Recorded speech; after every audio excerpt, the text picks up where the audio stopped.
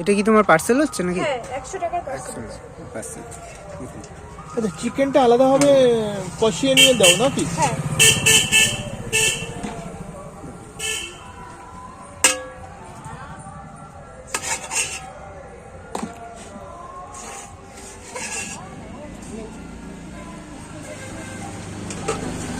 তুমি কি হায়দ্রাবাদি স্টাইল বিরিয়ানি বানাও নাকি? একদম হায়দ্রাবাদ। দর্শক বন্ধু, এটা একটু ইউনিক টাইপের ভাবে, মানে এটা কি নিজের হ্যাঁ নিজের স্টাইল। নিজের স্টাইলে বানাচ্ছো তাই তো? সচরাচর আমরা মানে তোমাদের এই গ্রাম সাইডে এরকম বিরিয়ানি পাওয়াটা ডিফিকাল্ট, পাওয়া যায় কি আর কোথাও? না হায়দ্রাবাদি স্টাইলে আর কোথাও আর পাওয়া যায় না তাই তো? তুমি কি রাইস ইউজ করছো?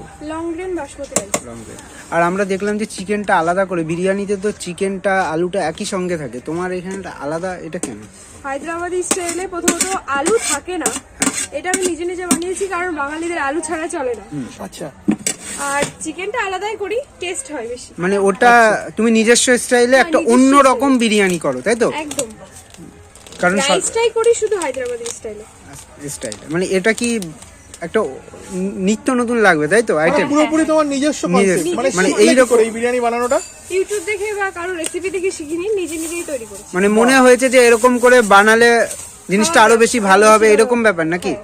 দেখো সাথে সাথে কি দিচ্ছ, স্যালাডও দিচ্ছ নাকি? স্যালাডও দিচ্ছি।